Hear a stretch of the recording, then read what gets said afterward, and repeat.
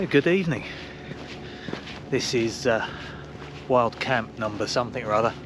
Not sure whether it's 7 or 8 now, but it's the weekend before Easter in April, and the weather is pretty nice today, around 11 degrees on the way down here. So I thought I'd have a sneaky Saturday wild camp because I'm not looking after the dog this weekend. So I've come to the Devil's Punch Bowl in Wye, which is an area that's been on my radar for a little while now. Beautiful area with some nice views, and hopefully should get a decent sunset this evening as well. With the exception of the odd moped that seems to be riding past, it's a very quiet and pleasant spot with a lovely valley in the chalk downs.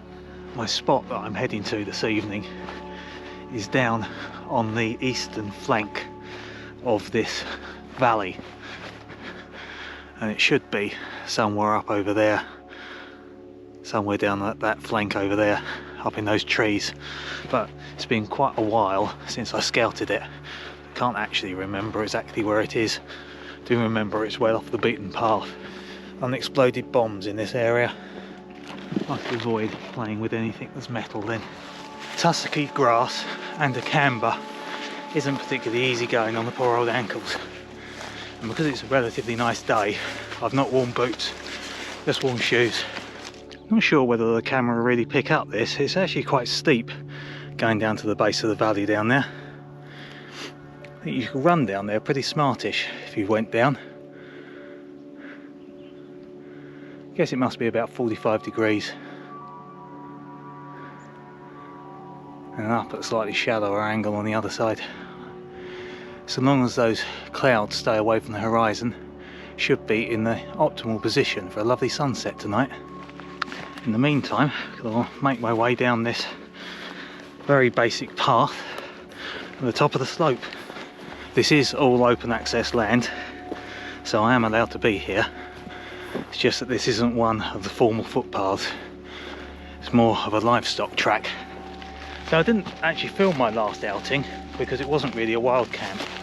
It was introducing 3 of my friends to camping, wild camping.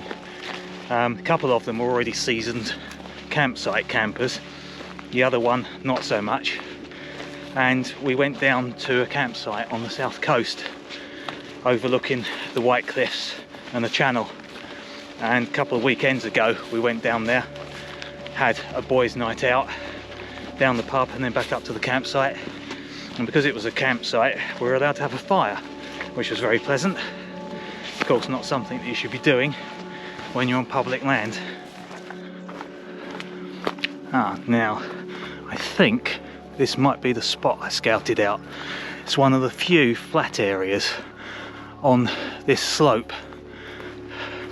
It definitely looks like that might be it. Interesting, there's a stile just to the left of it though, and I don't remember that. Maybe I was spending too much time looking at the pitch area.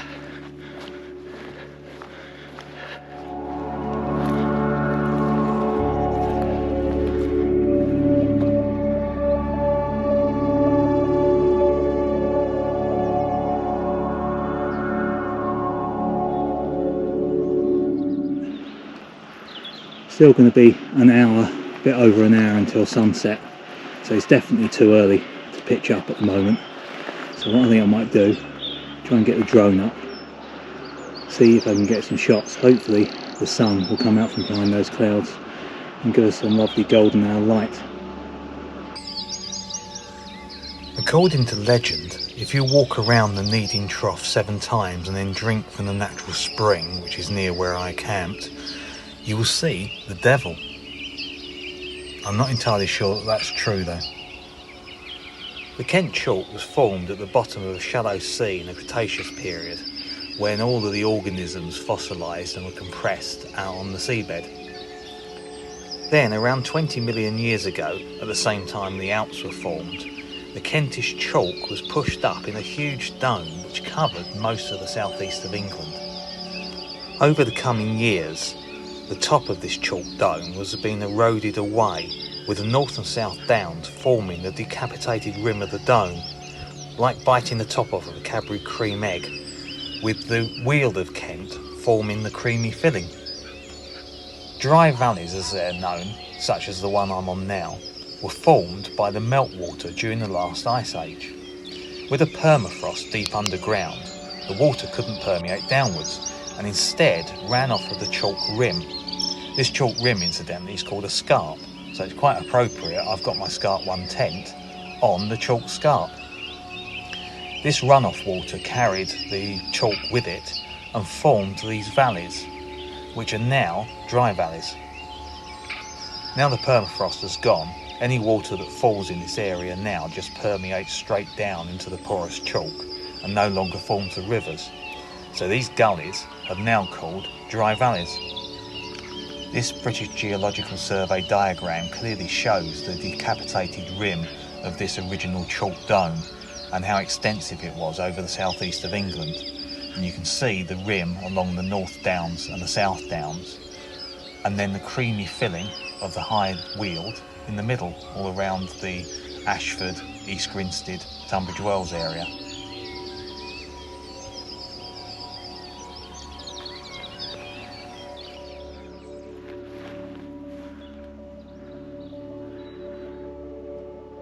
So this is my first time out with a Scarp1, so it took a little longer than it should have done to put up, but quite happy with the pitch now.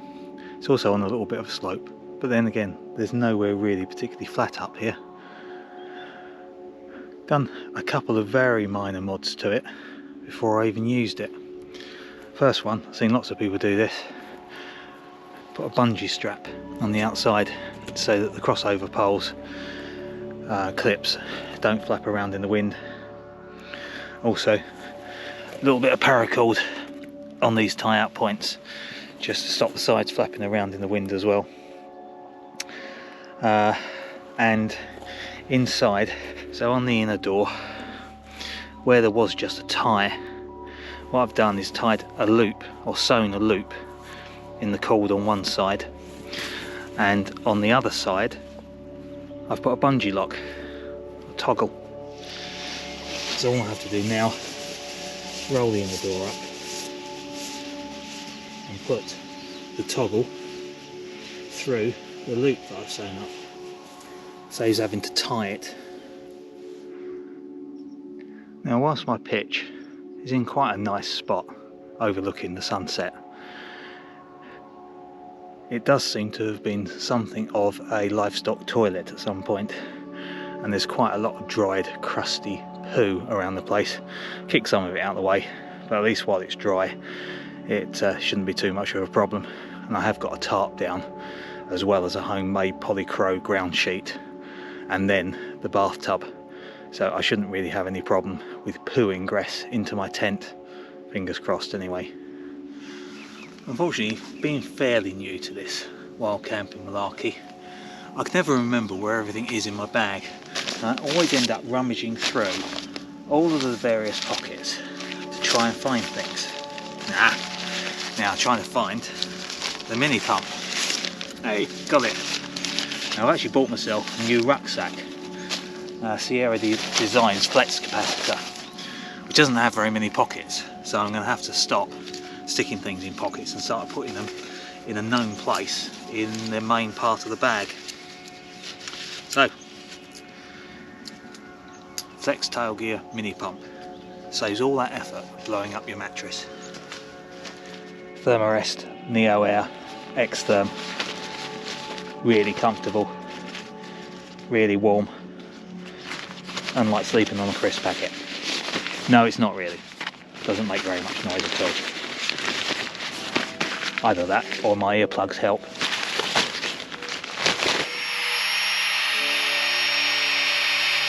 I know I do like belt braces and a piece of string, but I've also got a foam mat as well to go under me, because down in the southeast everywhere seems to be covered in brambles.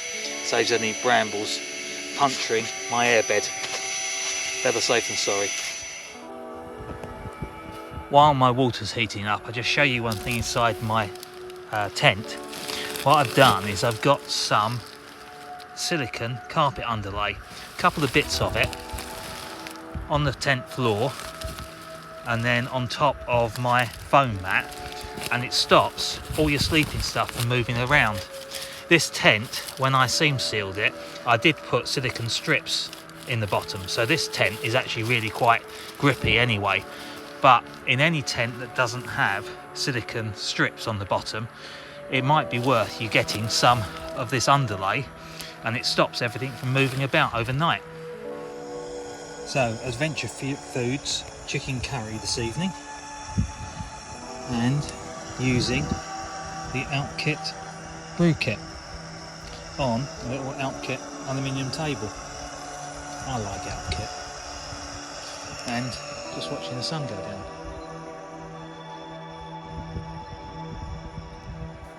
Oh yes, and another Outkit purchase is a long handled 8-inch spoon. I got fed up with getting mucky fingers while I was delving down into the bottoms of the ready meals. I bought the table mainly because I did keep tipping over the dehydrated meals while sitting them on the ground.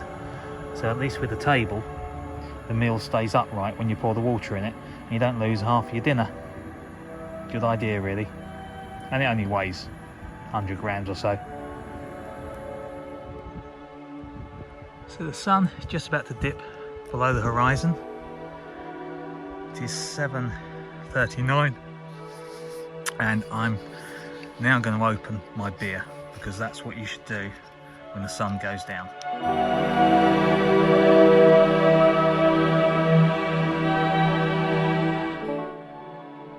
So cheers. Happy sundown.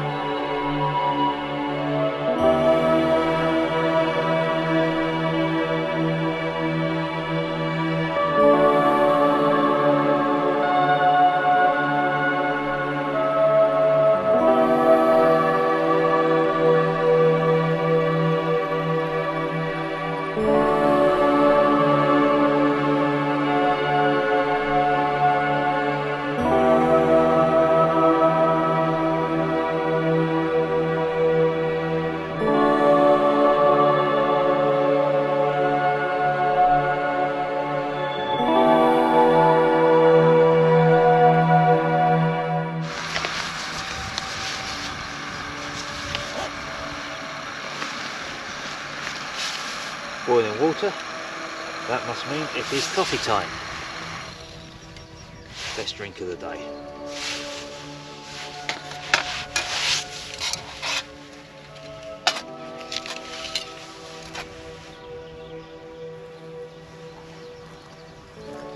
Oh, morning. That was about the quietest night I've had in a tent ever. It's amazingly quiet here. There are the usual animal sounds of the pheasants, some foxes, something snuffling around that may have been a hedgehog, not too sure, didn't see it though, and the owls. It's really lovely to see owls. I never remember hearing owls when I was a kid, but it's really nice that every time I'm out I manage to hear some owls. Now, owls just after dusk and owls just before dawn. Also some magpies were making a bit of a noise as well. But nature noises, there's hardly any road traffic noises. Let's listen.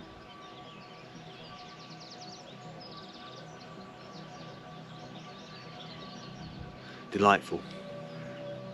Got my coffee on for the day.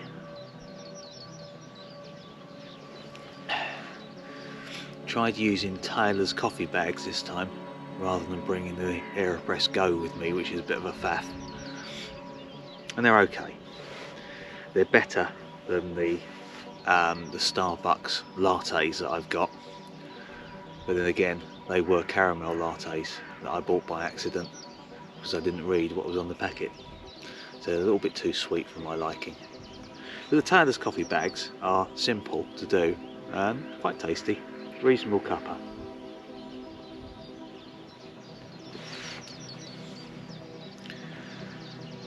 It's just gone 6 o'clock now. The sun is almost up over the top of the hill. Where I am here, I saw the sunset over that way to the west, so of course the sun rises to the east, funny enough. And because I'm in the west side slope, the sun hasn't actually come up over the top of the hill there, but I've just sent the drone up and the sun is actually up. The forecast was it should have got down to about 2 degrees last night, so I thought I might have seen a little bit of a frost. Got up this morning, there's no frost whatsoever on the tent or the ground anywhere. My watch said it got down to 4 degrees in the tent, so that wasn't chilly at all, and I was as warm as toast and left the sleeping bag unzipped most of the night. Did send the drone up, as I said this morning, to have a look at the sunrise, and did discover though that the battery was too cold in the drone, so I needed to warm it up before I sent it up. It's the first time I've had that particular problem, but warmed it up using my body heat for a few minutes, and although the drone flight time was reduced down to about 13 minutes from its normal half hour, it did go up and I did manage to get some shots, which is good. There's an airplane up there taking some holiday makers off somewhere. Judging by the news just recently, they're quite lucky to be flying anywhere. There seems to be an awful lot of people's holidays have had to be cancelled because of the flight crews not being available. Something to do with COVID. Not too sure what this COVID is, not heard much about it. I have to say, first night of using the Scarp1, quite impressed with it. It's easy to put up, it's compact, but there's a nice amount of room inside it. There's a couple of absolutely bizarre design flaws, probably too much of a word for it, but odd design features on it though. The corners of it have got these two carbon fibre A-frame poles which you then peg out, and I can't help but feel that one pole would be simpler, lighter and equally effective on each corner. I'm not too sure exactly why that is. Also, on the subject of poles, it comes with an arch pole, an aluminium arch pole, and 2 aluminium crossover poles. Now, those 2 different types of poles are almost the same length, but not quite. There's about 2 inches difference in the length of them. So when you pick them up, you need to make sure that you've got the right pole with you, you've got the arch pole with you. I've marked my arch pole with some red insulating tape marks on either end of it, just to make sure that I don't pick the wrong one up. But you think, for the sake of 2 inches, surely they could have had 3 poles that were all exactly the same size? They'd also then be interchangeable, that if you ever broke your arch pole, at least you could use one of the crossover poles as the arch. Another peculiar feature is that it's got the doors at one end. And when you go inside, the mesh pockets are at the foot end, the opposite end to where the door is. Now, surely you want the pockets where your head is to put your glasses, your phone, your knickknacks into the mesh pockets. And you want to do that, just reach and put them in. But when you've got your head at the end with the pockets, your feet are by the door. And then, of course, you can't see out, and it's a real palaver to get in and out and unzip the door. Not too sure what that idea is about either. But as I say, otherwise, it's plenty spacious for one person, nice big vestibules, and comfy, easy to put up, and lightweight. Not a lot not to like about it. Oh, and no condensation whatsoever in it last night. As I say, it was about 11 degrees when I came down here, and dropped down to somewhere between 2 and 4 overnight. Expected to get some condensation on it, but didn't, so thumbs up for that. Good ventilation. Now you can just about see the sun creeping across the landscape down there as it comes up over the top of the hill behind me.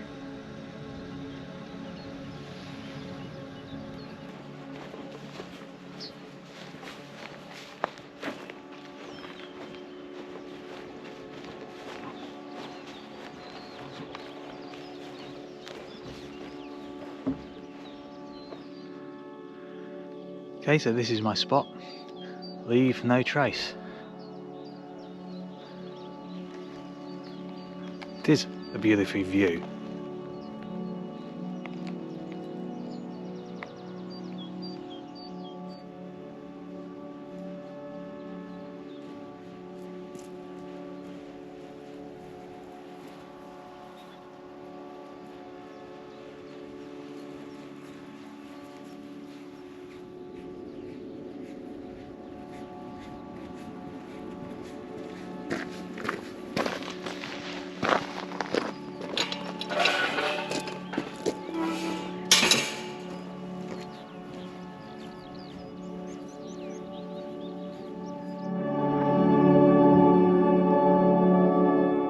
I'm now coming to the end of another thoroughly enjoyable wild camping experience. Fortunately, I wasn't moved on. In fact, after the sunset, didn't see anybody apart from a dog walker shortly after dawn. Didn't hear anybody either. As I said, it was really quiet. And I heard a woodpecker this morning as well, to add to my quota of birds that I've seen on this walk, or heard on this walk anyway. So yes, another thoroughly enjoyable day or night, and may have found some more places over there, over towards the east of where I pitched up this time, that they could be an opportune place in the future. The next spur along looks like it's got quite a nice flat top. I think that is still part of the open access land. Pleased to say the car is still in the car park after the night, hasn't been burnt out, raped or pillaged. The car park's a lot busier than it was when I came up here last night as well. Now to negotiate the kissing gate with a full rucksack. Always a challenge, never a pleasure.